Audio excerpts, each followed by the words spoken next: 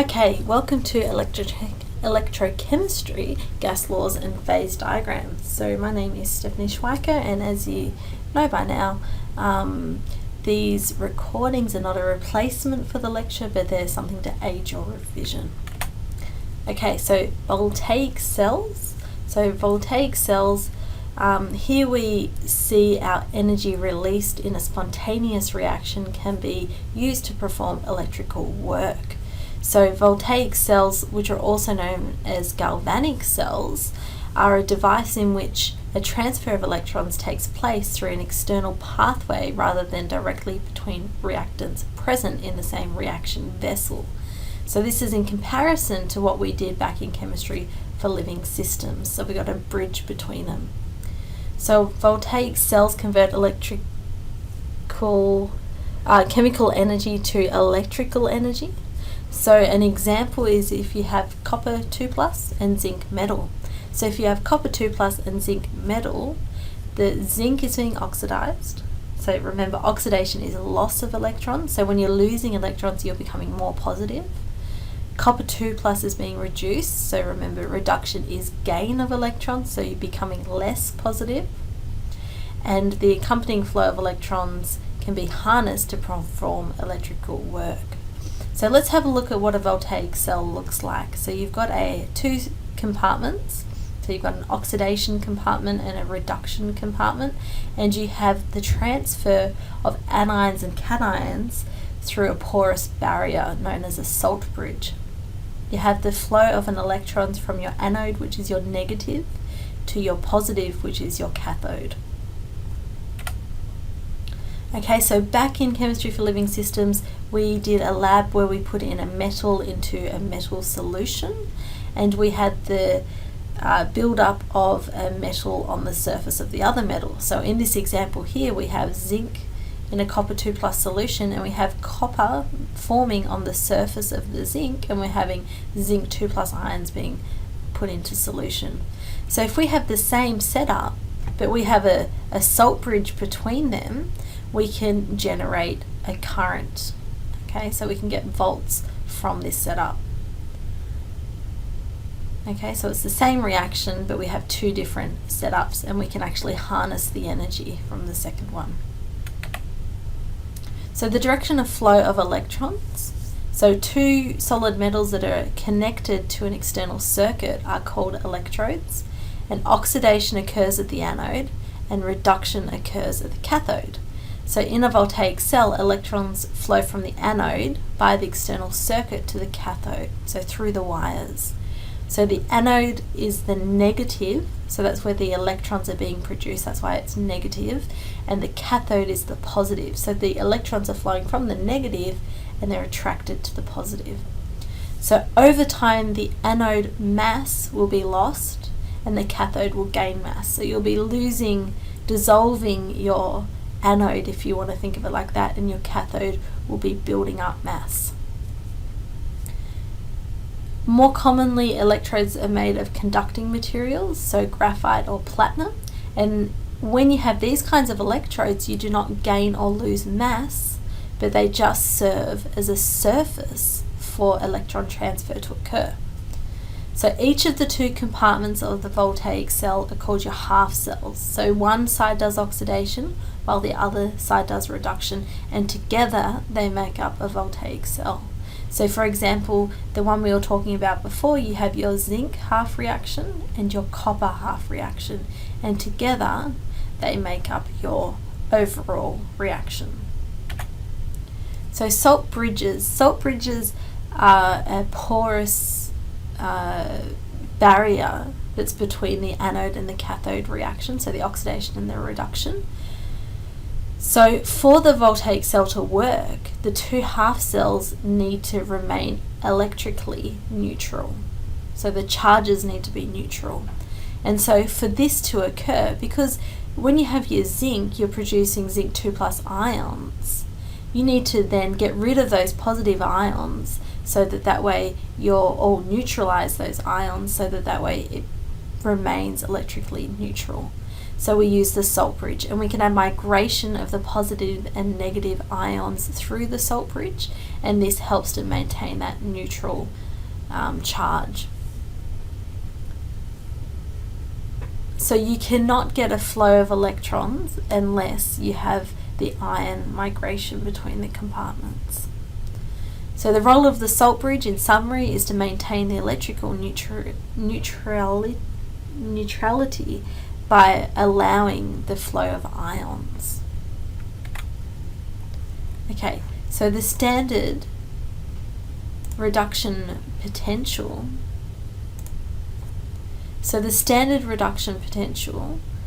or the standard cell potential, which is known as the EMF for the Voltaic cell, standard is 25 degrees Celsius, 1 atmosphere, and 1 mole of solutions. Okay, so that's what we mean by standard. So oxidation at the anode, reduction at the cathode. The anode is negative, and the electrons flow from the negative to the positive. Okay, and then we have our salt bridge in which the ions can migrate. So when we get the electrons coming in here, we need to neutralize that charge so we get some positives coming in. Okay, so these are the reactions that we have going on. So you need to remember the setup. Okay, so the anode is the negative, and that's oxidation. The cathode is the positive, and it's reduction. The electrons flow from the oxidation to the reduction. So oxidation is loss of electrons, reduction is gain of those electrons.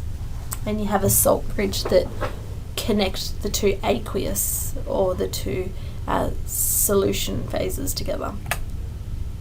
Okay, so let's do a concept check. So the two half reactions of the Voltaic cell are zinc solid going to zinc 2 plus 2 electrons, and then we got chlorine ClO3 minus plus 6 protons plus 6 electrons going to chlorine anion plus 3 H2O liquids. So indicate which reaction occurs at the anode and which at the cathode, which electrode is consumed in the cell reaction, and which electrode is positive. Okay, so oxidation is loss of electrons, reduction is gain. So zinc is losing electrons, so it's the oxidation reaction, and oxidation occurs at the anode, so we're losing electrons, and therefore the ClO3 minus is gaining electrons, so it must be the reduction, and the reduction occurs at the cathode. So the electrode that's being consumed is the one that's losing the electrons, so it's the oxidation side, so the anode. So that would be the zinc metal that's being consumed.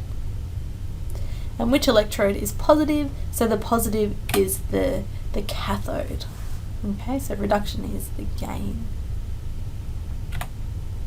So cell potentials under standard conditions. So why do electrons flow spontaneously from zinc to copper? What is the driving force? So this is spontaneous because the increase in total entropy of the universe. So think of an electron flowing like water down a waterfall. So at the top of the waterfall we have real high potential energy, and at the bottom, after all the energy is expelled by going down the waterfall and hitting the water, it has really low potential energy. So it's the same between an anode and a cathode. So the anode has really high potential energy, and the electrons flow down, might turn on a light on the way, and then you'll have the cathode that has very low potential energy. So the picture is kind of the same. So electrons flow from the high potential energy to the low potential energy. And if spontaneity is the driving force, then we know delta G must be negative for the reaction. So remember, delta G is negative, it means it's spontaneous. And we'll learn a bit later on that the E naught of the cell must be greater than 0 for it to be spontaneous. And we'll see the relationship between that delta G and E cell. Okay, so the change in PE per electrical charge, so the potential difference between two electrodes, is measured in volts. So 1 volt is the potential difference required to impart 1 joule of energy to a charge of 1 coulomb. So that's the definition. So the potential difference between two electrodes provides the driving force to push electrons through the circuit, and we call this the EMF, or the cell potential, or the cell voltage. So here's a summary slide here. So the standard reduction potential, so remember standard conditions are 1 bar of pressure and 1 molar aqueous solutions. When we have our standard reduction potential for our cell and it's greater than 0, it's a spontaneous process. Okay, so delta G is negative. We get spontaneous processes in galvanic cells, so the ones we've just been talking about. So the E naught of the cell is less than 0, it's non-spontaneous, and these are electrolytic cells. So electrolytic cells undergo a redox reaction when electricity is applied to the system. So they need an input of energy for the process to occur because it's a non-spontaneous reaction, so it's not going to happen by itself. And like I said before, there is a relationship between delta G naught of the cell and E naught of the cell. And its relationship is described in this formula here. So it's the negative, N is the number of moles, and F is Faraday's constant. Okay, so in order to have a spontaneous reaction, we know delta G needs to be negative, and therefore E naught of the cell must be positive. We can easily work out E naught of the cell, and we use our reduction potentials of the cathode and the anode, and we subtract the anode from the cathode. So in Appendix E, you've got your standard reduction potentials at 25 degrees Celsius, and these values taken directly from the list. It doesn't matter if it's oxidation or reduction, we just take the value as written on the list and we put it into this equation, and we can work out the E naught of the cell. So we do the cathode side minus the anode side. Okay, so here's a list here. So this is table 19.1 from your textbook. So this is in the chapter, and we have our reduction half reactions, and we have our potentials. So you'll see here that everything is defined by the hydrogen. So hydrogen's kind of like our 0 point, our reference point. And compared to hydrogen, we rank things as being able to give a positive volt value or a negative volt value. So if they've got a positive potential, they would be strong oxidizing agents and weak reducing agents. Okay, and if then at the bottom of the list, they'll have weaker oxidizing agents and stronger reducing agents. So these reduction half reactions at the top of the list would be your cathode, so your reduction equation, and at the bottom of the list would be your anode, so your oxidation reactions, because they're weak oxidizing agents. So it means they're strong reducing agents. And remember, reducing agents are oxidized themselves. Okay, so when you're going to do it, you'll do the cathode minus the anode. And you take the value straight off here, okay? Straight off there. So let's have a look at an example. So we've got In plus going to In3 plus 2 electrons. So oxidation is loss, reduction is gain of electrons, so that In plus is losing electrons. The Br2 is gaining 2 electrons to give you 2 Br minus. And the total EMF of the cell is 1.46 volts, and we want to work out the reduction half equation. So what is the reduction potential for In plus going to In3 plus, or vice versa? So looking up on the table 19.1, we find that Br2 gives you plus 0.07 volts. So then we just substitute it into our equation. So we know our E naught of the cell, we know our cathode, and what we want to do is work out what our anode is. Okay, so rearranging, and we get negative 0.39 volts, or around about negative 0.4 volts. So another way we could ask the question is we could say, what is the EMF of the cell? So we've given you aluminium and I2, and we want to know what the EMF of the cell is. So again, looking up on the table, you find out the two half reactions and their reduction potentials. So their standard reduction potentials. So aluminium going to aluminium 3 plus is gaining positive, so it's losing electrons, so it's oxidation there, and the IN2 is becoming negative, so it's gaining electrons, so that must be the reduction. And looking them up on the table, we get negative 1.66 volts and positive 0.54. Okay, so it doesn't matter which way that reaction is written, you're just simply taking the E0 in the state that it's written on the sheet. Okay, it doesn't matter if the reaction's in reverse or in the forward direction, you're still taking the same E0 value. So that is being taken into account when we're subtracting them from each other. Okay, so we don't need to think too much, we're just looking at the sheet and pulling out those numbers. So putting them into our equation, we get plus 2.20 volts. So we know this reaction is going to be spontaneous. So it's going to happen and you can produce a current or electricity from this system. So now we're going to use our standard reduction potential list in Appendix E to determine which of the following reactions are spontaneous under standard conditions.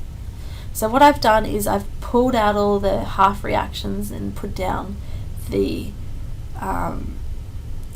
standard reduction potentials for you. Okay, so bringing those up there.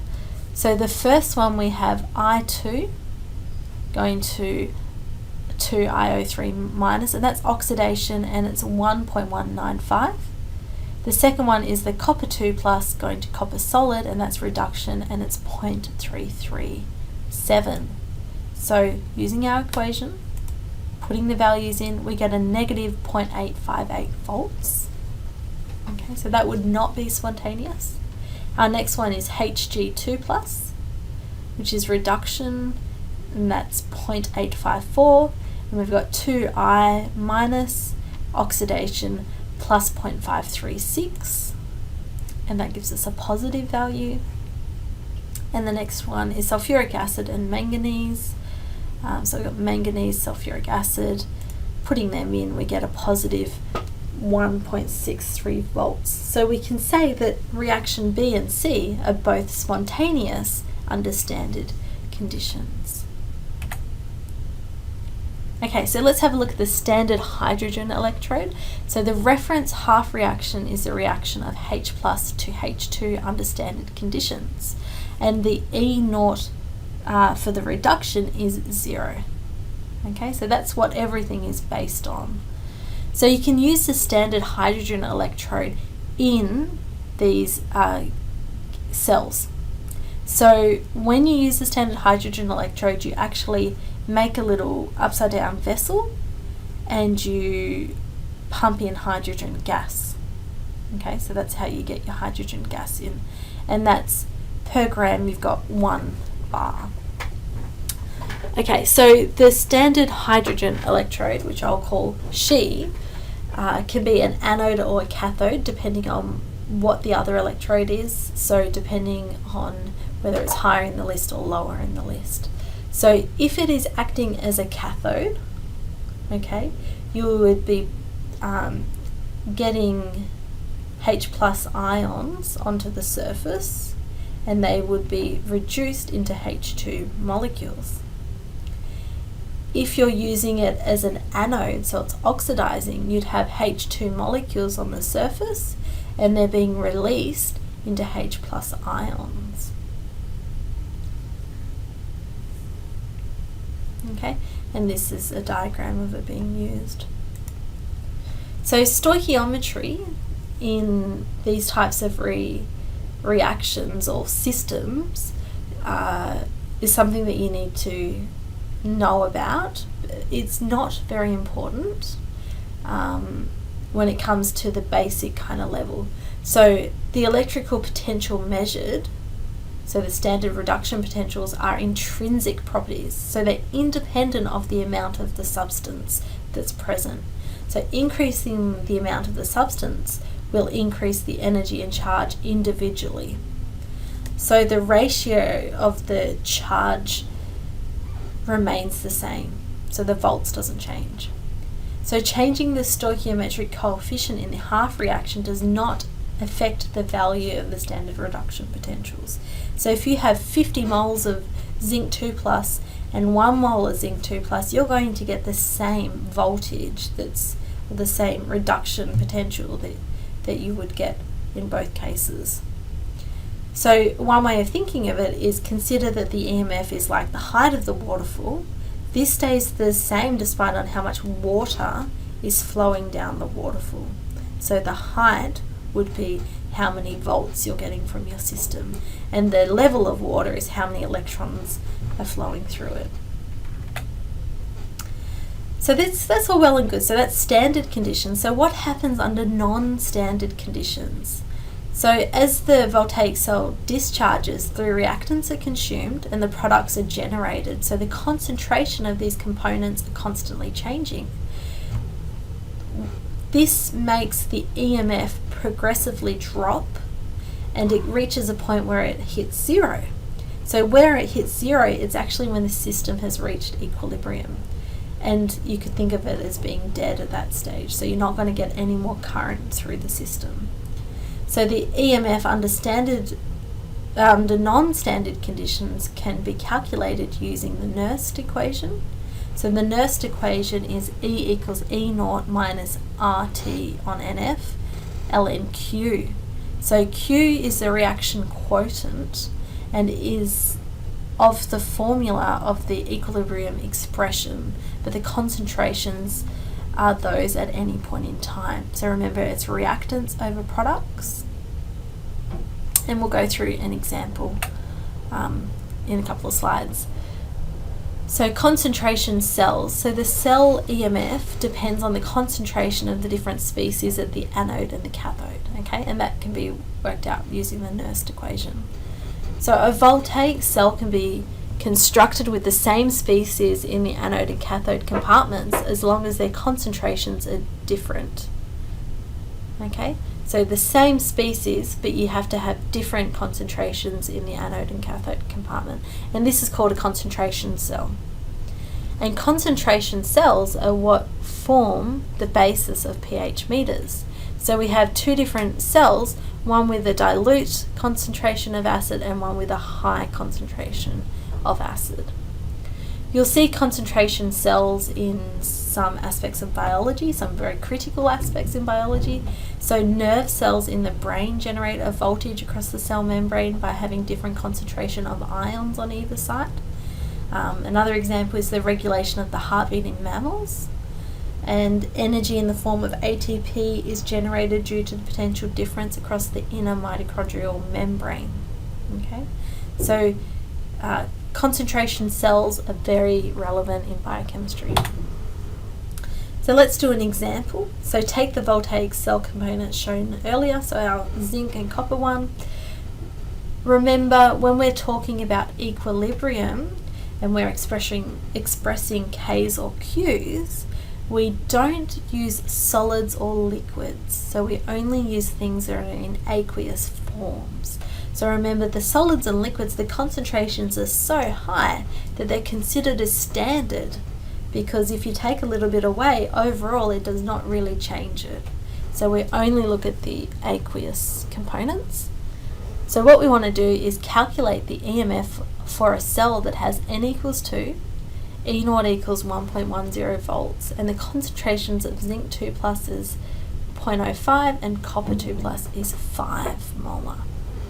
So just putting in those values and doing it in your calculator, you should get 1.16 volts out at the end.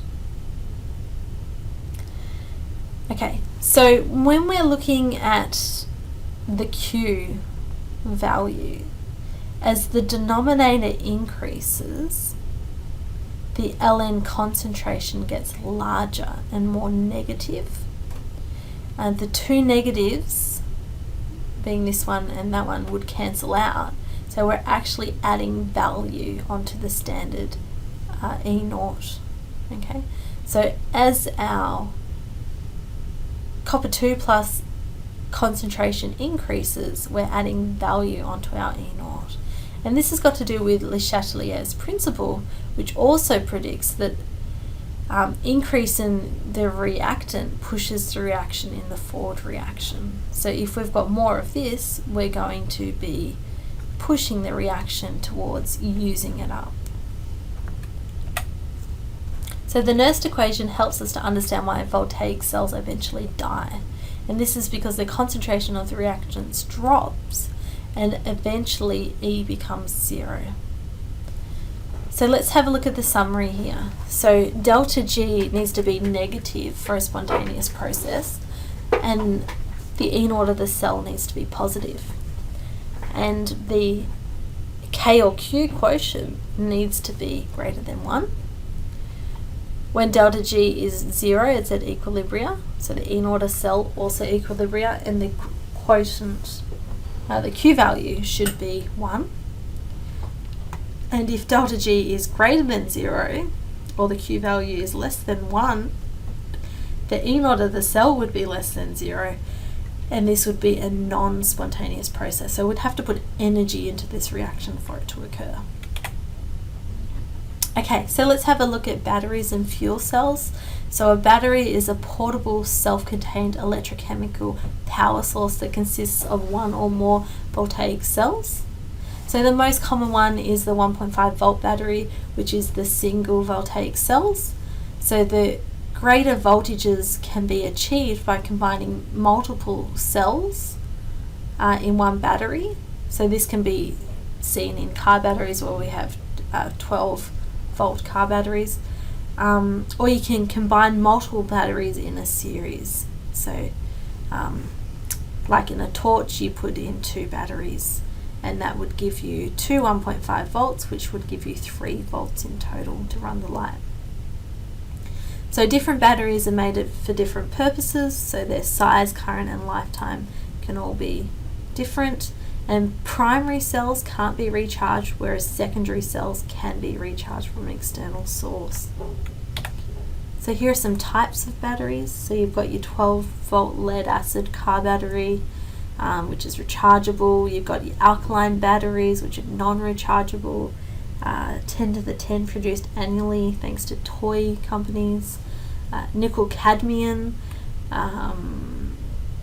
fairly toxic, don't want those ones leaking. Lithium ion, which is your phone and laptop batteries, and you've got hydrogen fuel cells,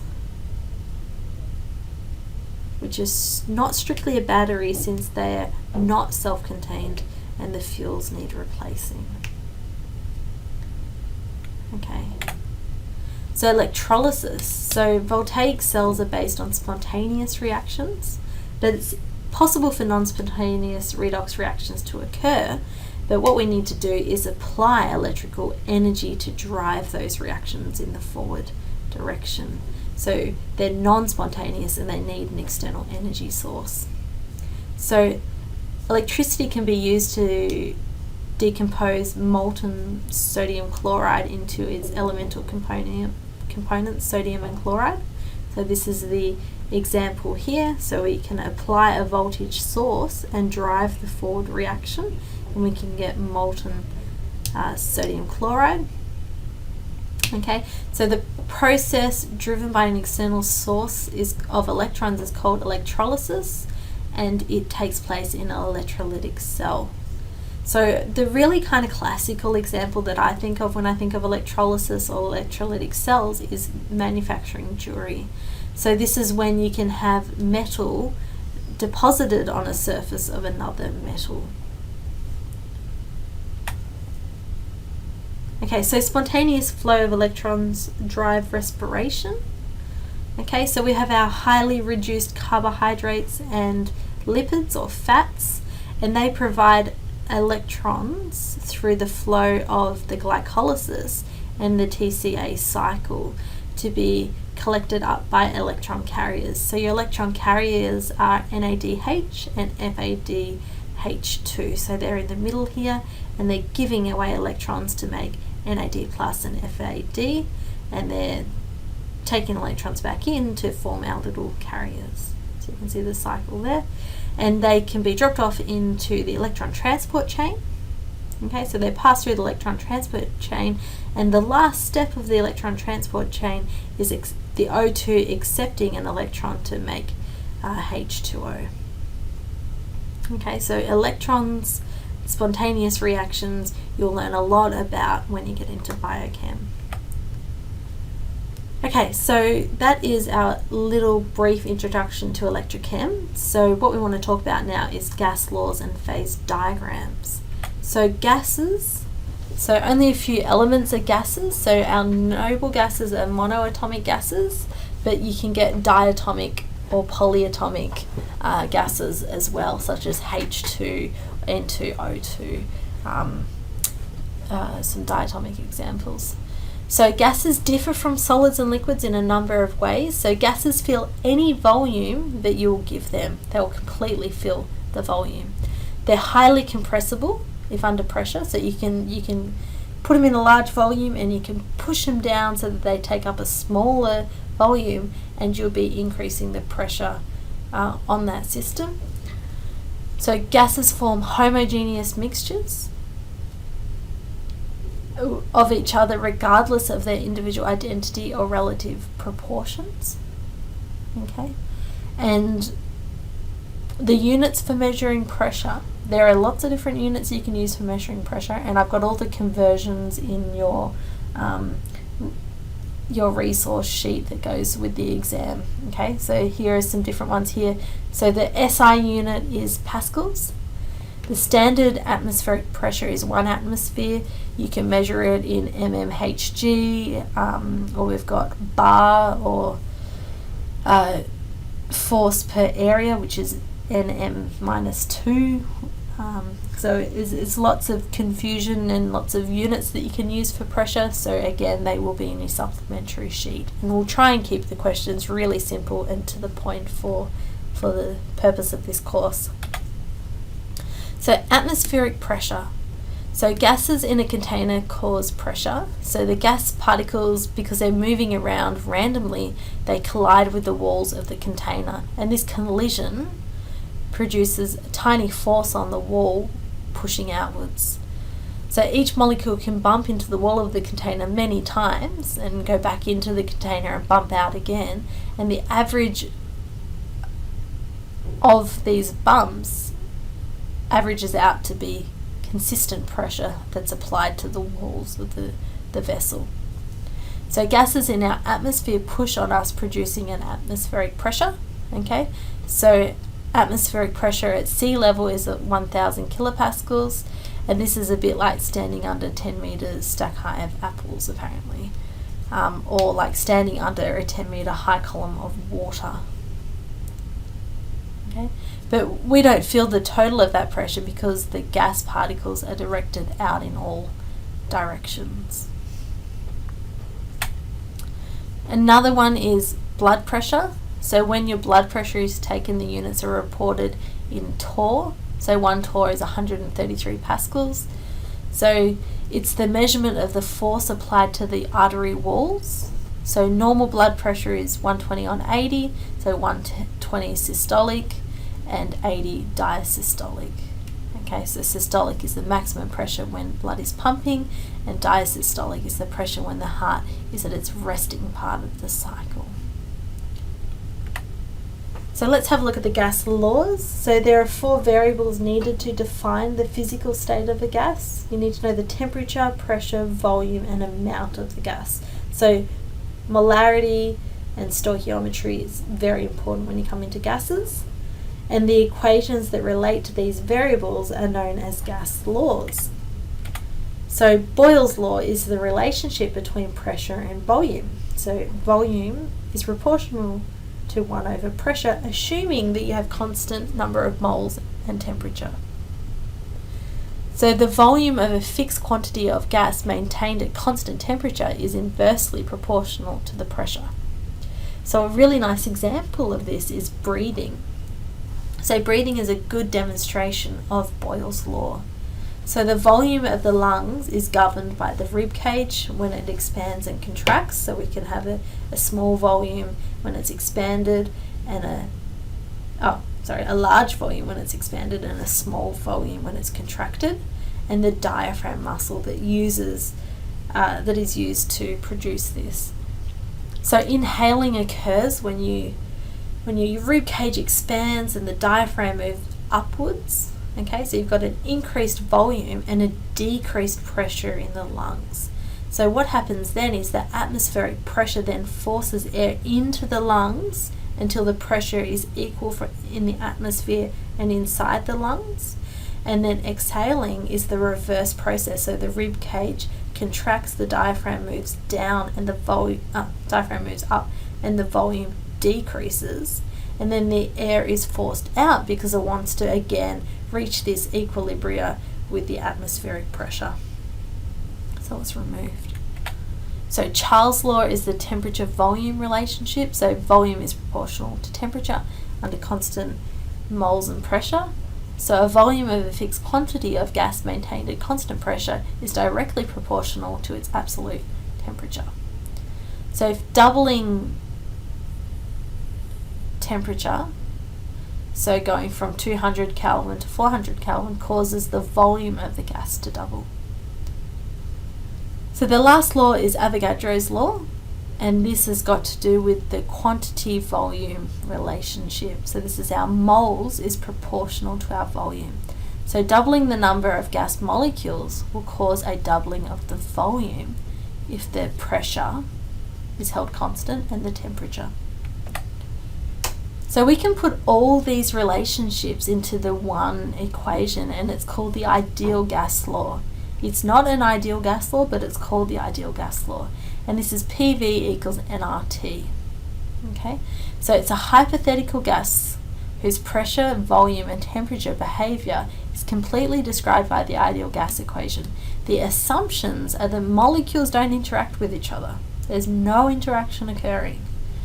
The combined volume of the molecules is much smaller than the volume the gas occupies. So the molecules take up virtually no space in the container. So you can see it's not an ideal gas law, but it is an ideal gas law. So standard temperature and pressure, so STP, is 25 degrees Celsius and 1 atmosphere. If we have 1 mole of an ideal gas at standard temperature and pressure, we should get a mole of volume of 2.71 dm3. Okay. So applications of the gas law. So if number of moles and temperature are held constant, we can change the pressure or volume, but the value of the product remains constant. So the PV divided by T equals PV divided by T is the equation that we get out of that one. The molar fractions. Okay, so since each gas is a mixture, behaves independently, we can relate the amount of a gas in the mixture to its partial pressures. And you can work out a particular mole fraction. So let's have a go at a question. So calculate the number of molecules in a deep breath of air whose volume is 2.5 dm3 at body temperature, 37 degrees Celsius, and a pressure of 0.980 bar. Okay, so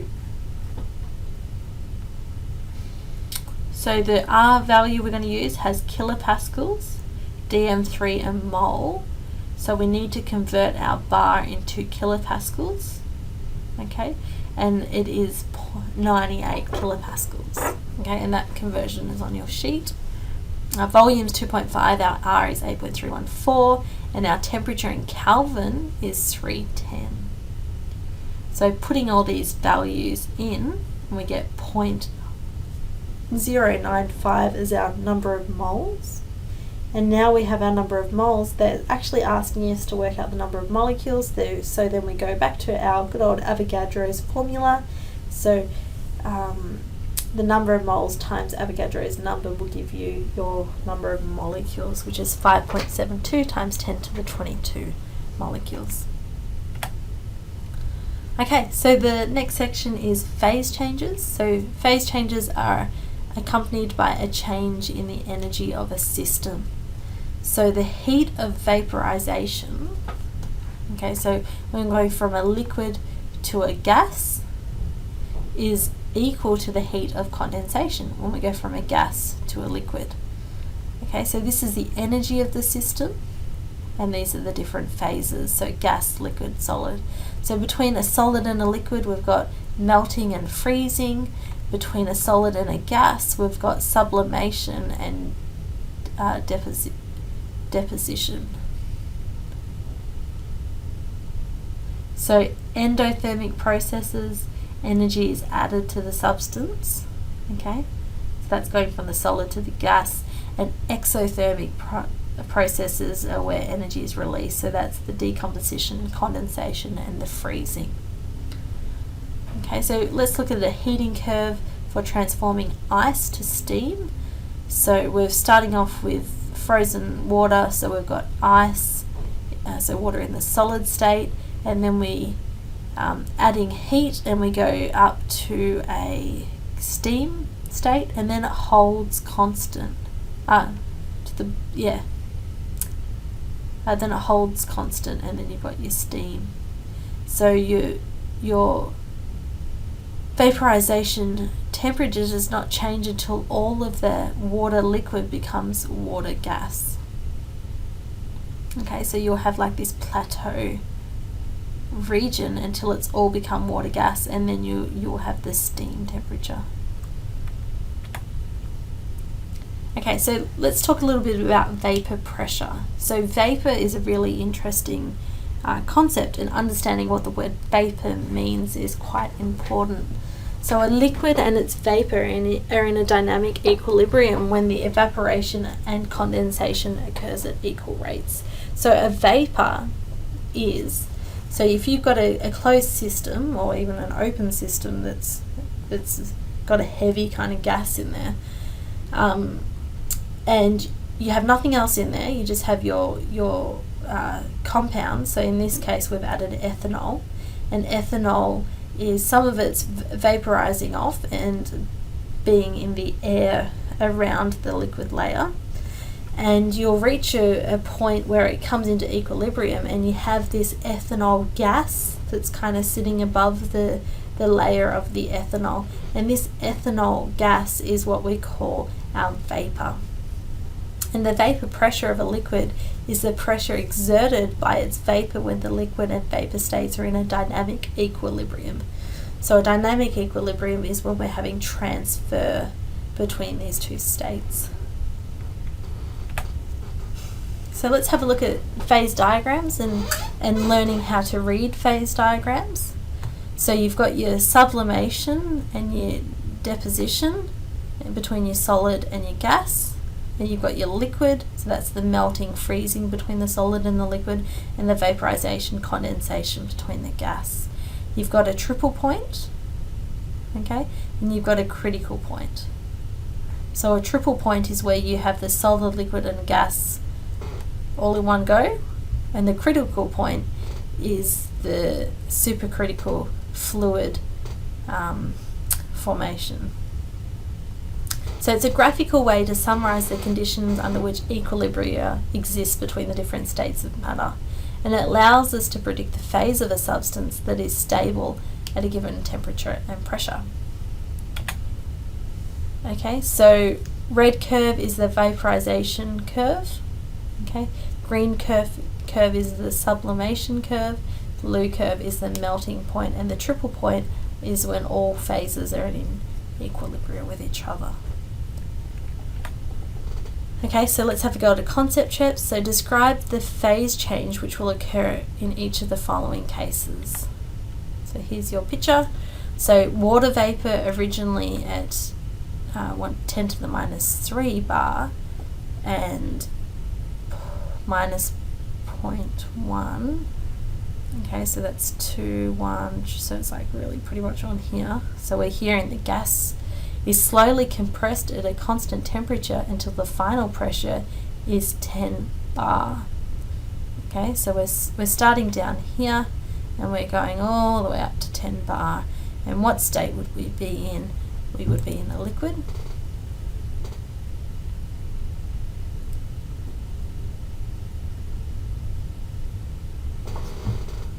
Okay, so now we're at 100 degrees Celsius, so we're kind of here, 0.5 bar.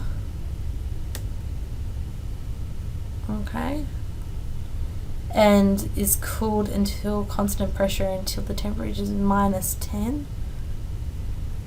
No, that's what it is. So -10, we're kind of in a liquid again. So it starts as a water vapor and then to ice.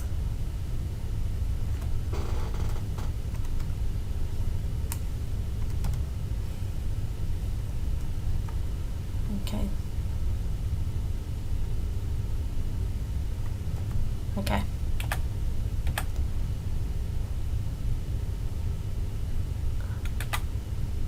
Okay, so thank you very much. Here's some extra reading if you want to have a read through that. I won't go through it for you, but yeah, good luck with this subject. I think that this particular topic has a lot of information in there, but again, we're only really kind of covering the top of that information. So we're very superficially going into these topics here. Thank you for listening, and yeah, thanks.